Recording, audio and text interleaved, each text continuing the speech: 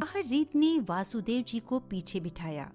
पूनम जी भी दूसरी तरफ से बैठ गईं। तब तक वीर और विमला जी भी बाहर पार्किंग तक आ गए थे। वीर ने रीत को देखा, लेकिन रीत चुपचाप जाकर ड्राइवर सीट पर बैठ गई।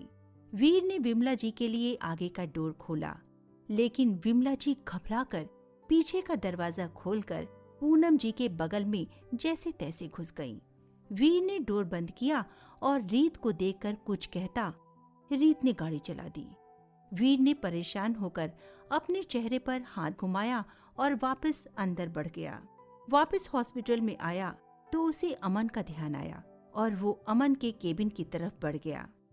वीर उसके केबिन में आया तो देखा अमन अपने टेबल पर दोनों कोहनियां टिकाए अपना सिर दोनों हाथों से पकड़कर बैठा था।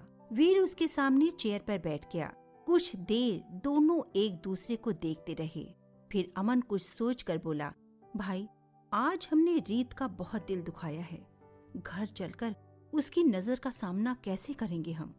वीर ने अपने दोनों हाथ टेबल पर रखे और एक हाथ उसके हाथ पर रखकर कहा, हाँ, उसका चेहरा देखकर तो लग रहा था कि उसे बहुत दुख हुआ है, लेकिन मैं माफी मांग लूंगा, वो समझ जाएगी। अमन ने कहा, लेकिन अब आप उससे शादी के बारे में बात नहीं करेंगे। ठीक है, वो शादी नहीं करना चाहती तो हम उसे फोर्स क्यों कर रहे हैं। अमन अपनी चेयर से उठा और बोला, भाई मेरे राउंड का टाइम हो गया है, मैं चलता हूँ। अमन बाहर निकल गया। वीर का फोन बज उठा। उसने फोन देखा तो मीनल का फोन था। उसने रिसीव किया। मीनल, हेलो। और डॉक्टर साहब क्या हुआ, वहां सब ठीक है ना? वीर, नहीं मीनल, सब गड़बड़ हो गया यार, कहकर उसने सारी बात बता दी। मीनल, ओह नो, ये अंकल जी भी ना, रीत को एक छींक भी आए तो पूरा घर सिर पर उठा लेते हैं, और रीत ने उसी बात का फायदा उठाया। पता नहीं क्या चाहती है ये लड़की। वीर, गलती हमारी ही है। उसे पता चल गया होगा कि सब झूठ बोल रहे हैं, तभी उसने ये सब किया। अगर अंकल जी को मामूली बुखार भी आ जाए तो रीत भी उन्हें छोटे बच्चे की तरह ट्रीट करती है। दोनों की जान बसती है एक दूसरे में। हमने भी तो इसी बात का फायदा उठाने की कोशिश की। मीनल, हाँ ये तो तुम सही कह रहे हो। रीत का हमसे नाराज होना बनता है। सिर्फ उससे हाँ करवाने के लिए हमने उससे इतना बड़ा झूठ बोला। एक बार नहीं सोचा कि ये सुनकर उस पे क्या बीतेगी। वीर, हाँ हमने क्या सोचा था, क्या हो गया। चलो, मुझे अभी तो काम है, घर पहुंचकर बात करते हैं। तब तक तुम रीत का ध्यान रखना। मीनल, ठीक है, मैं उससे बात कर लूंगी। उधर लाल बत्ती होने पर रीत ने अपनी वैगनार जवाहर सर्किल पर रोकी। उसके पास आकर रुकी एक ब्लैक मर्सिडीज। रीत ने उस तरफ देखा तो गाड़ी में बैठा एक प्यारा सा लगभग 3 साल का बच्चा उसकी तरफ देखकर हाथ हिलाकर मुस्कुरा रहा था। रीत उसे देखकर मुस्कुरा दी। उसके गालों पर डिंपल पड़ गए और उसका सारा गुस्सा काफूर हो गया। उसी मर्सिडीज में ड्राइविंग सीट पर बैठा है एक हैंडसम सा बंदा। गहरी आंखें, गेहुआ रंग, बड़ी हुई दाढ़ी, मूछें, एकदम राजपूती स्टाइल में था छोरा। उसने अपनी आंखें बंद करके सिर पीछे सीट पर टिका लिया था। उसकी बंद आंखों में एक खूबसूरत अक्स उभर आया और वो मन में उस मासूम चेहरे को याद कर बुदबुदाया, ना होकर भी तेरे होने का एहसास तो है, दूर होकर भी मुझसे तू मेरे पास तो है। दिल जब भी धड़कता है तो बढ़ जाती है तुझसे प्रीत। क्यों चली गई अकेला छोड़ मुझे, ओ मेरी रीत। हौले से मुस्कुराया और आंखें खोलकर अपनी साथ वाली सीट पर देखा तो पाया कि वो बच्चा बाहर किसी को इशारे कर रहा है। उस बंदे ने बाहर झांकने की कोशिश की, लेकिन तब तक लाइट ग्रीन हो गई और पीछे से गाड़ियों के हॉर्न बजने लगे तो उसने भी गाड़ी आगे बढ़ा दी। फिर उसने गाड़ी में म्यूजिक ऑन किया तो गाना बज उठा, हम तेरे शहर में आए हैं मुसाफिर की तरह, हम तेरे शहर में आए हैं मुसाफिर की तरह, सिर्फ एक बार मुलाकात का मौका दे दे, हम तेरे शहर में आए हैं मुसाफिर की तरह। इधर रीत ने भी गाड़ी बढ़ा दी। कुछ ही देर में वे अपनी बिल्डिंग में पहुंच गए। रीत ने गाड़ी पार्किंग में लगाई और धीरे धीरे सब उतर गए। वासुदेव जी रीत को कातर नजरों से देख रहे थे, लेकिन रीत ने उनकी तरफ नहीं देखा और जल्दी से लिफ्ट की तरफ बढ़ चली। बाकी तीनों ने एक दूसरे को देखा और चुपचाप लिफ्ट में आ गए। रीत ने सेकंड फ्लोर का बटन दबाया। कुछ सेकंड में ही लिफ्ट सेकंड फ्लोर पर रुकी। रीत बिना पीछे देखे निकलकर अपने फ्लैट के दरवाजे की तरफ बढ़ गई। जल्दी से ताला खोलकर अंदर चली गई। उसके अंदर जाते ही विमला जी बोल पड़ी, रे मारा राम जी, कितना गुस्सा करे है या छोरी। हर बखत चपर चपर करन वाली आज एकदम चुप हो गई। वो और कुछ बोलती तब तक वासुदेव जी ने उन्हें गुस्से से देखा तो विमला जी ने पूनम जी का हाथ पकड़कर कहा, देख पूनम, अब मैं अपने घर जाऊं, तने कोई भी जरूरत हो तो मैंने बुला ले। ये पूनम जी ने हाँ में सिर हिलाया तो विमला जी अपने फ्लैट की ओर बढ़ चली। वासुदेव जी तो कब के जाकर हॉल में सोफे पर बैठ गए थे। पूनम जी ने अंदर आकर डोर लॉक किया और एक नजर रीत के कमरे की तरफ देखा। रीत ने आते ही खुद को कमरे में बंद कर लिया था। पूनम जी उदास होकर वासुदेव जी के पास बैठ गईं। वासुदेव जी की आंखें नम हो गईं। उधर सिटी हॉस्पिटल में वीर अभी भी अमन के केबिन में बैठा था। तभी अमन भी वापस आकर बैठ गया। अमन का मूड ठीक करने के इरादे से वीर ने मोबाइल में गाना चला दिया। हम उनसे मोहब्बत करके दिन रात सनम रोते हैं, मेरी नींद गई मेरा चैन गया और चैन से वो सोते हैं। गाना सुनकर अमन ने खा जाने वाली नजरों से वीर को देखा तो वीर ने गाना बदल दिया। शिकवा नहीं किसी से गिला नहीं, नसीब में नहीं था जो हमको मिला नहीं। अमन ने उसका मोबाइल उठाकर फेंकना चाहा पर वीर ने छीन लिया और रुआसा होकर बोला, अरे नाराज क्यों हो रहा है यार, मैं तो तेरा मूड ठीक करने के लिए गाना चला रहा था, अब की बार कुछ अच्छा चलाता हूँ। कहकर वीर ने फिर गाना चलाया। ऐ काश कहीं ऐसा होता कि दो दिल होते सीने में, एक टूट भी जाता इश्क में तो, एक टूट भी जाता इश्क में तो तकलीफ न होती। इसके बाद गाना बंद हो गया और केबिन में तड़ाक की आवाज गूंज उठी। अमन ने गुस्से में वीर का मोबाइल फर्श पर दे मारा था, जिससे उसके परखच्चे उड़ गए। इसके बाद लाल आंखों से अमन ने वीर को घूरा तो वीर ने छोटे बच्चे की तरह कान पकड़े, गले में थूक निकला तो अमन ने उसे उंगली से बाहर का रास्ता दिखाया। वीर ने अपने मोबाइल की अस्थियां समेटी और बाहर की तरफ मुड़ा तो एक खूबसूरत सी लड़की ने केबिन के डोर को खोलकर कहा, मे आई कम इन सर। ब्लैक मर्सिडीज भी एक बहुमंजिला इमारत के आगे बनी हुई पार्किंग में जाकर रुकी तो पीछे की सीट से उतरी येलो कलर का पटियाला सूट पहने, शॉल ओढ़े और दुपट्टा सिर पर लिए हुए सिंपल सी, यही कोई 25 साल की उम्र की लड़की। आगे की ड्राइवर सीट से सीट बेल्ट खोलकर सफेद शर्ट और ब्लू जीन्स, ब्लैक ब्लेजर पहने, आंखों पर काला चश्मा लगाए उतरा वही 27 साल का लंबा हैंडसम सा बंदा, दाढ़ी मूंछ वाला। उसने जाकर दूसरी तरफ दरवाजा खोला और 3 साल के लड़के की सीट बेल्ट खोली और उसे उठाते हुए बोला, चलो अर्थ उठो बेटा। तो अपनी आंखें मसलता हुआ अर्थ बोला, सच्ची में पापा, बुआ का घर आ गया, कहते हुए उसकी गोद में चढ़ गया। तब तक पीछे की सीट से एक और लगभग 27 साल के लड़के ने खुद उतरकर एक 57-58 साल के करीब एक बुजुर्ग को गाड़ी से उतारते हुए पूछा, भाई यही है क्या बनी पार्क? हमारी पवी यहाँ रहती है? सामने खड़े लड़के ने हाँ में सिर हिला दिया तो वो बुजुर्ग को खड़ा करके फटाफट गाड़ी की डिग्गी में से सबके बैग निकालने लगा। बुजुर्ग का हाथ साथ आई लड़की ने पकड़ा और बोली, चलिए पापा जी। उन बुजुर्ग ने अपना चश्मा ठीक करते हुए सामने इतनी ऊंची इमारत को हैरानी से देखा। उधर रीत अपने कमरे में आकर औंधे मुंह बेड पर गिर पड़ी थी और बेतहाशा रोए जा रही थी। म्यूजिक सिस्टम में गाना बज रहा था, तुझसे नाराज नहीं जिंदगी, हैरान हूँ मैं, हो हैरान हूँ मैं, तेरे मासूम सवालों से परेशान हूँ मैं, हो परेशान हूँ मैं। बाहर हॉल में बैठे वासुदेव जी और पूनम जी के कानों में भी गाने के बोल पड़ रहे थे। वे दोनों एक दूसरे को देखकर रीत की हालत का अंदाजा लगा रहे थे। वो जानते थे कि रीत रो रही होगी और उसकी आवाज बाहर ना आए, इसलिए उसने गाने चलाए हैं। तुझसे नाराज नहीं जिंदगी, हैरान हूँ मैं, हो हैरान हूँ मैं, तेरे मासूम सवालों से परेशान हूँ मैं, हो परेशान हूँ मैं। रीत उठी, उसने आंसू पोंछे और अपने रूम का कबर्ड खोला और उसमें से एक पेंटिंग निकाली जो एक लड़की की थी और हूबहू रीत की तरह दिख रही थी। रीत उसे सीने से लगा सिसकने लगी। गाने के बोल उसका साथ दे रहे थे।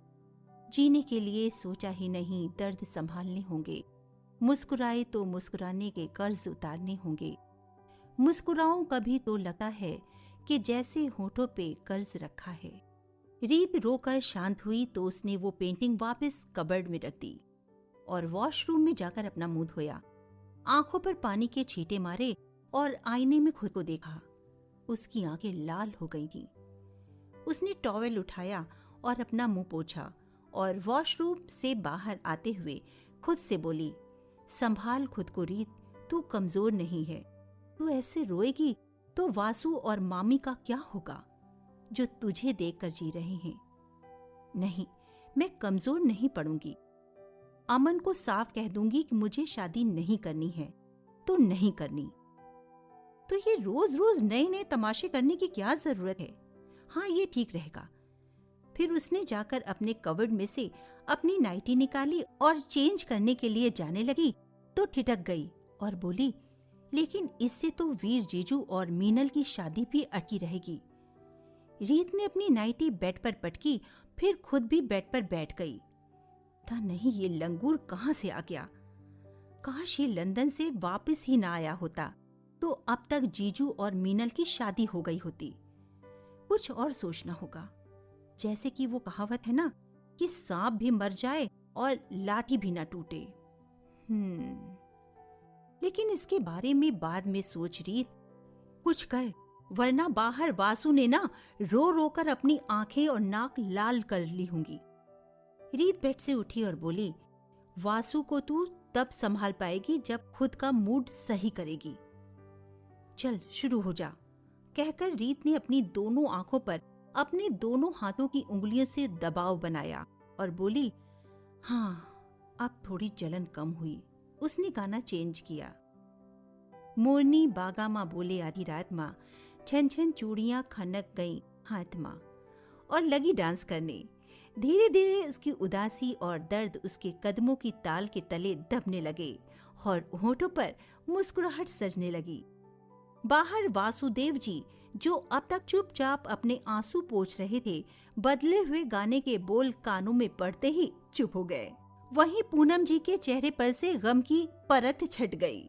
उधर बेनी पार्क में एंट्री गेट पर बैठे अधेड़ गार्ड ने अर्थ को गोद में उठाए हुए लड़के को गौर से देखा और मन में बोला, बहुत हैंडसम बंदा है शक्ल से तो, पर आज करके ये लौंडे पता नहीं ये दाढ़ी मूछ क्यों बढ़ा कर रखते हैं। पूरा जंगल उगा रखा है मुंह पर। ये साफ हो जाए तो ये लड़का सारे फिल्मी हीरो को मात दे दे। खैर मुझे क्या। वो सब अंदर बढ़ने लगे तो गार्ड ने अपने सामने रखे लकड़ी के टेबल से डंडा उठाकर बजाया और बोला, रुकिए प्लीज, आप लोग यहाँ रजिस्टर में एंट्री किए बिना अंदर नहीं जा सकते। बुजुर्ग आदमी ने उस गार्ड को ऊपर से नीचे घूरा और बोले, ये अजीब ही दस्तूर है इन बड़े शहरों का। अब हमें अपने ही घर में जाने के लिए तुमसे पूछना होगा। गार्ड ने भी उन्हें घूर कर देखा। बुजुर्ग ने सफेद कुर्ता पायजामा पहनकर उस पर गर्म शॉल ओढ़ रखी थी। फिर उसने साथ की लड़की पर नजर डाली तो उन्हें किसी गांव से आया जानकर बोला, ओ अंकल जी, ये शहर है तुम्हारा गांव नहीं कि जब चाहो बिना जान पहचान किसी के भी घर में घुस जाओ। अपना अपना परिचय दो और किसके घर आए हो तो वो बताओ, मुझे रजिस्टर में सब दर्ज करना है। वो हैंडसम लड़के ने अपना चश्मा उतारा और शर्ट के आगे खुले हुए बटन के बीच अटकाकर आगे आकर बोला, देखिए गार्ड, भैया, हम यहाँ पर फ्लैट नंबर 25 में रहने वाली पवित्रा सिंह राठौर के घर आए हैं। गार्ड मुस्कुराकर बोला, अच्छा अच्छा, डॉक्टर पवित्रा के घर आए हैं आप लोग। वो लड़का भी जवाब में हल्का सा मुस्कुराकर बोला, जी भैया, मैं पवित्रा का बड़ा भाई हूँ, रिवाज सिंह राठौर। गार्ड फटाफट रजिस्टर में नाम लिखने लगा। उसने बुजुर्ग आदमी की तरफ इशारा करके कहा, ये मेरे पिताजी हैं, विजेंद्र सिंह राठौर। अपने साथ आए दूसरे लड़के की तरफ इशारा किया, ये मेरा दोस्त है, पार्थ वर्मा। सबके नाम लिखकर उस गार्ड ने उस लड़की की ओर देखा तो वो खुद से मुस्कुराकर बोली, मैं पवित्रा की भाभी हूँ, वैभवी सिंह राठौर। उसका नाम लिखकर गार्ड ने रिवाज की तरफ देखा और कहा, कल भी एक आपकी उम्र का ही एक लड़का आया था पवित्रा जी के घर, कह रहा था उनका कजिन है। क्या नाम बताया था उसने? गार्ड अपना सिर खुजाते हुए रजिस्टर में चेक करने लगा। धैर्य चौहान, पार्थ बोल पड़ा। हाँ, वो धैर्य मेरा कजिन है, रिवाज ने कहा। तो गार्ड उससे बोला, भैया आप यहाँ साइन कर दो। रिवाज ने अर्थ को गोद से उतारा और रजिस्टर में साइन कर दिया।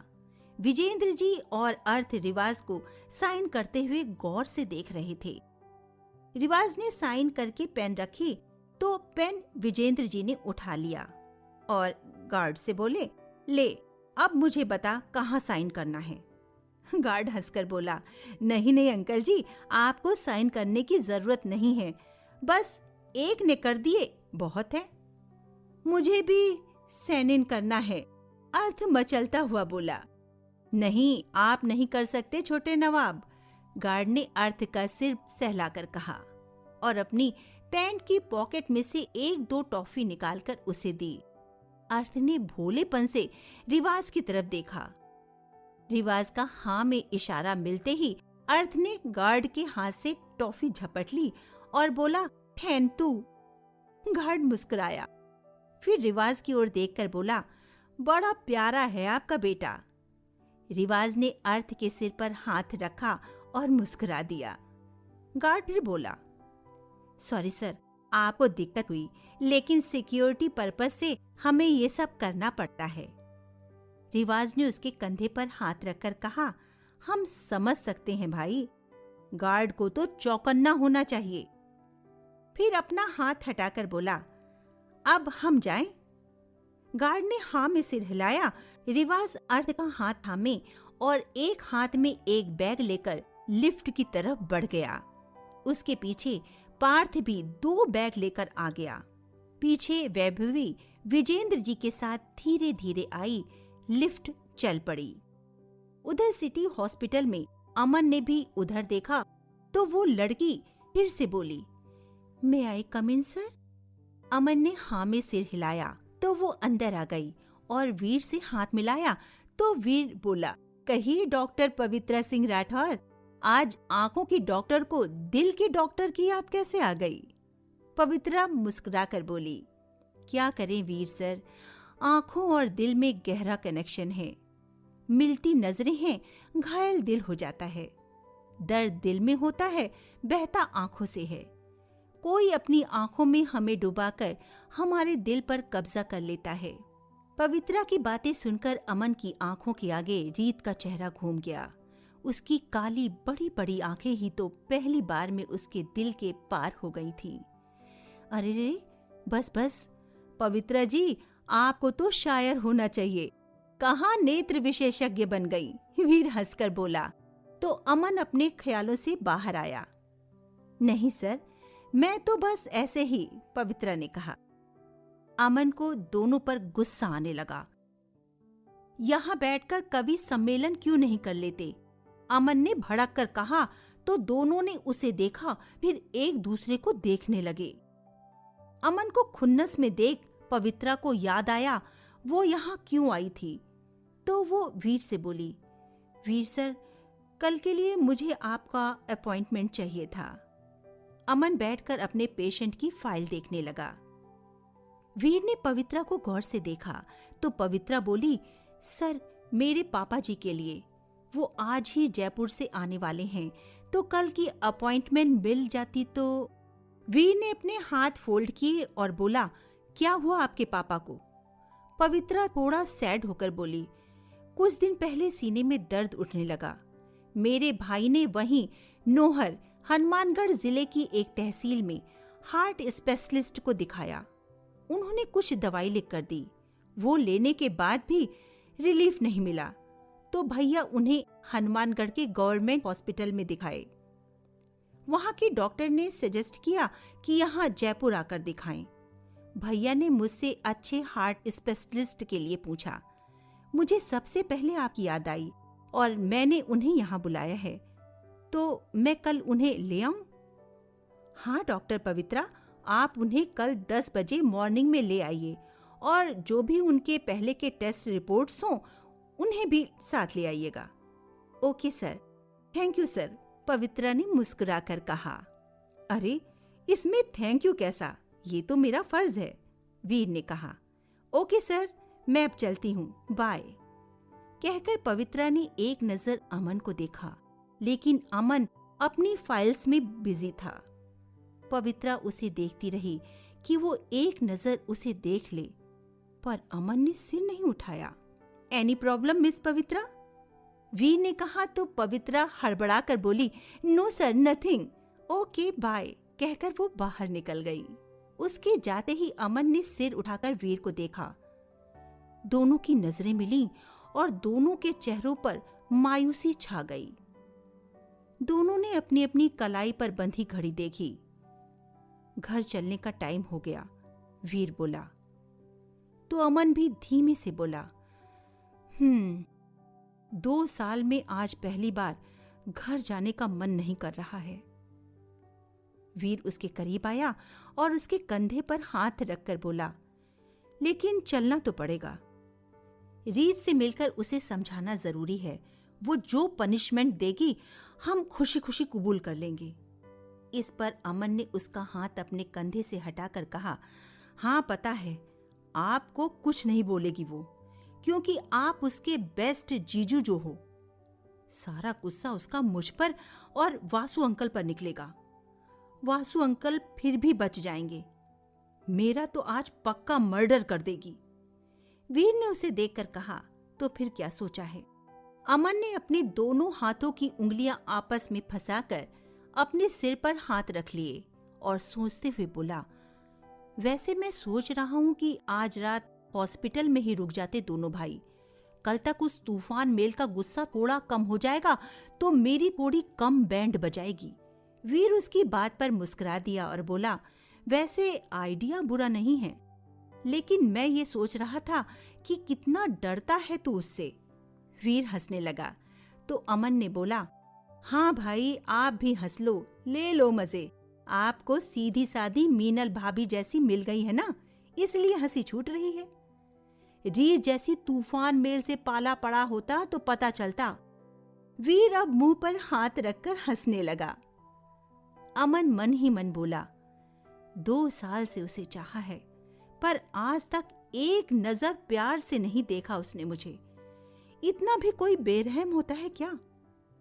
कहकर अमन ने अपने फोन की गैलरी से उसकी फोटो निकाली और उस पर प्यार से हाथ फेरा तो उसकी आंखों में आंसू आ गए। वीर ने जाकर उसके कंधे पर हाथ रखा तो अमन जल्दी से उठकर वीर के गले लगकर पिलक उठा। हॉस्पिटल में अमन वीर के गले लगकर रो पड़ा तो वीर ने उसका सिर सहलाया और पानी का गिलास उठाकर उसे पानी पिलाया। अमन पानी पीकर संभला और बोला, सॉरी भाई, पता नहीं क्यों आज मैं कमजोर पड़ गया। वीर ने उसका चेहरा हाथों में थामा और बोला, चल घर चलते हैं, मॉम वेट कर रही होंगी। अमन ने हाँ में सिर हिलाया और वीर के साथ बाहर निकल गया। बाहर आकर दोनों भाई अपनी SUV में बैठे और घर की तरफ चल दिए। गाड़ी वीर चला रहा था। अमन साथ वाली सीट पर बैठा था और फोन में रीत की फोटो देखे जा रहा था। वीर ने हाथ बढ़ाकर गाड़ी में रेडियो ऑन किया तो गाना चलने लगा। ये सफर प्यार का होता है बड़ा मुश्किल, गिर के जो संभले उसी को मिले इसमें मंजिल। राह कैसी भी हो हम शौक से गुजरते हैं, राह कैसी भी हो हम शौक से गुजरते हैं, कितना प्यारा है ये चेहरा जिस पे हम मरते हैं, ये न जाने कि इसे कितना प्यार करते हैं, कितना प्यार। अमन ने फोन ऑफ कर जेब में डाला और अपना सिर पीछे सीट पर टिका लिया और आंखें मूंद ली। वीर ने अमन को ऐसे देखा तो उसे मन ही मन रीत से चिढ़ होने लगी। क्यों इतना प्यार करने पर भी वो लड़की है कि पिघलती नहीं? अरे कहाँ मिलेगा रीत तुझे मेरे अमन जैसा सच्चा चाहने वाला। 2 साल से क्या कुछ नहीं किया उसने तुम्हें पाने के लिए। कोई और होती तो अब तक कुर्बान हो जाती मेरे छोटे पर। इतना प्यार तो शायद मैं भी नहीं करता मीनल से। क्यों अपने अतीत को अपने सीने से लगाए अपने भविष्य को काला कर रही हो रीत? तुम्हारी एक हाँ सुनने के लिए कितना तड़प रहा है मेरा भाई। आखिर तुम किसी न किसी से तो शादी करोगी ही, तो वो अमन क्यों नहीं? टूटे रिश्ते टूटे कांच की तरह चुभते रहते हैं। उन्हें झाड़ू मारकर बाहर कर देना चाहिए अपने दिल और जिंदगी से। आज मुझे तुमसे खुलकर बात करनी ही पड़ेगी रीत। क्यों अपनी और मेरे भाई की लाइफ खराब कर रही हो? मुझे तुम दोनों एक जितने ही प्यारे हो। मैं तुम दोनों को अलग अलग तड़पते नहीं देख सकता। अपने अपने ख्यालों में खोए दोनों भाई घर पहुंच गए। उधर रिवाज, पार्थ, अर्थ, विजेंद्र जी और वैभवी फ्लैट नंबर 25 के सामने खड़े थे। नेम प्लेट पर लिखा था डॉक्टर पवित्रा सिंह राठौर। नीचे छोटे अक्षरों में लिखा था आई स्पेशलिस्ट, सिटी हॉस्पिटल। रिवाज ने बड़े प्यार से नेम प्लेट पर हाथ फेरा और मन ही मन बोला, मेरा न सही, कम से कम मेरी छुटकी का सपना तो साकार हुआ। विजेंद्र जी ने गर्व से भरकर उस नेम प्लेट को छुआ और रिवाज को तिरछी निगाहों से देखकर बोले, मेरी बेटी ने मेरा नाम रोशन कर दिया, वरना बेटों ने कोई कसर नहीं छोड़ी थी मेरा नाम डुबोने में। ये सुनकर रिवाज के दिल में एक खंजर उतरा जैसे, लेकिन उसने अपने चेहरे पर कोई भाव लाए बिना डोर बेल बजा दी। दरवाजा खुला और सामने लोअर और टी शर्ट में 27 साल का एक और हैंडसम लड़का खड़ा था। वो खुश होकर बोला, आ गए आप लोग, और रिवाज के गले लगकर साइड हट गया तो सब एक एक करके अंदर दाखिल हुए। वैभवी ने विजेंद्र जी को धीरे से सोफे पर बिठाया। अर्थ रिवाज की उंगली छोड़कर उस लड़के की तरफ दौड़ गया। उस लड़के ने अर्थ को गोद में उठाया तो अर्थ बोला, धैरू चाचू, मैंने ना गादी में से बंदर देखे थे, बहुत साले थे। बंदर नहीं, मंकी बोलते हैं अर्थ। धैर्य उसके गाल खींचते हुए बोला। अर्थ ने उसके गाल खींच लिए और बोला, मंती चाचू। अर्थ तुझे मंकी बोल रहा है धैर्य। पार्थ ने धैर्य को चिढ़ाते हुए कहा तो विजेंद्र जी भी हंसने लगे। पार्थ सारे बैग लेकर जाने लगा तो धैर्य ने उसकी पीठ पर घूंसा जड़ दिया और बोला, तू है सबसे बड़ा बंदर। अले चाचू, बंदर नहीं, मंत्री बोलो। अर्थ ने धैर्य का चेहरा पकड़कर बोला तो इस बार विजेंद्र जी, पार्थ और धैर्य भी जोर से हंस दिए। लेकिन रिवाज सोफे पर एक साइड बैठा अजीब सी उलझन में था। वैभवी किचन में जाकर सबके लिए पानी ले आई थी और सबको पानी देने लगी। पार्थ भी आकर बैठ गया। वैभवी ने उसे पानी देकर ट्रे रिवाज की तरफ बढ़ाई तो वो कहीं खोया हुआ था। उसने ध्यान ही नहीं दिया तो वैभवी ने ट्रे से गिलास उठाकर उसकी तरफ बढ़ाकर कहा, जी पानी लीजिए। रिवाज का ध्यान भंग हुआ तो उसने झट से ट्रे में रखा दूसरा पानी का गिलास उठा लिया और पीने लगा। वैभवी ने उदास होकर अपने हाथ में पकड़ा गिलास धैर्य की तरफ बढ़ा दिया तो उसने अर्थ को नीचे उतारकर वैभवी से पानी का गिलास ले लिया और रिवाज को देखते हुए पानी पीने लगा। रिवाज ने पानी पीकर गिलास सामने टेबल पर रख दिया, फिर उसने सिर सोफे पर पीछे टिका लिया और मन में बोला, आज फिर वही फील हो रहा है जो 10 महीने पहले हुआ था। यदि मैं पवी को यहाँ छोड़ने के लिए आया था, क्यों मुझे ऐसा लग रहा है वो यही है, मेरे आसपास। अभी तो ये लग रहा है बिल्कुल मेरे पास है। मुझे उसकी महक आ रही है। हाथ बढ़ाऊं तो उसे छू लूं, लेकिन ये कैसे हो सकता है? कैसे मुमकिन है? रिवाज की बंद आंखों में आंसू लुढ़क गए। धैर्य ने रिवाज को ऐसे देखा तो मन में सोचने लगा, इसे क्या हुआ? आज कुछ ज्यादा ही उदास लग रहा है। शायद मामा जी ने फिर इसे सुनाया होगा। पार्थ ने विजेंद्र जी को हाथ पकड़कर उठाया और धैर्य से बोला, ओए धैर्य, अंकल जी को कौन से कमरे में लेकर जाऊं? 4 रूम हैं, किसी में भी ले जा। धैर्य ने रिवाज को देखते हुए लापरवाही से बोल दिया। तो विजेंद्र जी ने धैर्य को घूरते हुए कहा, रे नालायक, पवि से तूने पूछा होगा ना, उसने मेरे लिए कौन सा कमरा तैयार किया है? धैर्य ने जाकर उनका हाथ पकड़ा और एक रूम की तरफ बढ़ गया और उन्हें बेड पर बैठाते हुए बोला, आप यहाँ आराम करो मामा जी। धैर्य ने विजेंद्र जी के पैरों में से जूते उतारे। तब तक वैभवी उनके लिए चाय बनाकर ले आई थी। अरे, इतनी जल्दी तुमने चाय बना भी ली? सामान मिल गया, धैर्य खुश होकर बोला।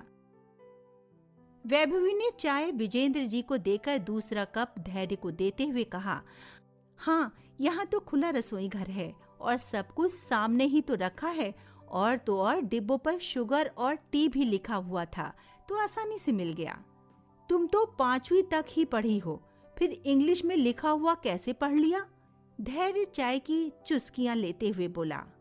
आप ना धैर्य, हमारा मजाक बनाए बिना चैन नहीं पड़ता आपको। इतना तो समझने लगे हैं, आखिर 4 साल से इस परिवार में जो हैं। कहकर वैभवी वापस किचन में चली गई। धैर्य को फिर रिवाज की याद आ गई। रीत ने डांस करके खुद को रिलैक्स किया और अपना मोबाइल उठाकर देखा तो उसमें मीनल का मैसेज था। उसने ओपन किया तो उसमें सॉरी के साथ वाली इमोजी बनी हुई थी। साथ में लिखा था, माफी की रिश्वत क्या लगेगी, रसगुल्ले या रसमलाई? रीत ने उसे मैसेज किया, रसगुल्ले का डिब्बा और एक जोरदार झप्पी। फोन बेड पर पटक कर अपनी नाइटी उठाई और वॉशरूम में घुस गई। चेंज करके जल्दी से दरवाजा खोला और किचन में चली गई, जहां पूनम जी रात का खाना बना रही थी। रीत उनकी मदद करने लगी। रीत ने देखा कि पूनम जी ने उसकी फेवरेट खीर बनाई है, तो उसने जल्दी से पूनम जी को गले लगाकर उनके गाल पर किस कर ली और उनके हाथ से बाउल छीन कर बोली, थैंक यू मामी, मैं आपसे बहुत प्यार करती हूँ, और बाउल से आटा निकालने लगी। पूनम जी ने उसके गाल पर चपत लगाई और बोली, पागल। मामी, वासु कहाँ है? रीत ने जल्दी जल्दी आटा गूंथते हुए पूछा। अपने रूम में होंगे, और कहाँ होंगे? पूनम जी ने सब्जी चलाते हुए जवाब दिया। आटा लगाकर रीत ने कहा, मामी, मैं वासु से मिलकर अभी आई, और आप ये सब्जी बनाकर आराम करना, रोटी मैं सेक लूंगी, ठीक है ना? ठीक है मेरी अम्मा, अब जा उनके पास, तो उन्हें थोड़ा चैन पड़े, पूनम जी ने बोला। तो रीत छोटी बच्ची की तरह भागती हुई वासुदेव जी के पास आ गई। उधर पूनम जी सोचने लगी, मेरी बिट्टू खुद को संभालना तो सीख गई है। भगवान, उसकी झोली में अब तो खुशियां डाल दे। कुछ ऐसा चमत्कार कर कि इसका मन बदल जाए और ये अमन को अपनी जिंदगी में शामिल कर ले।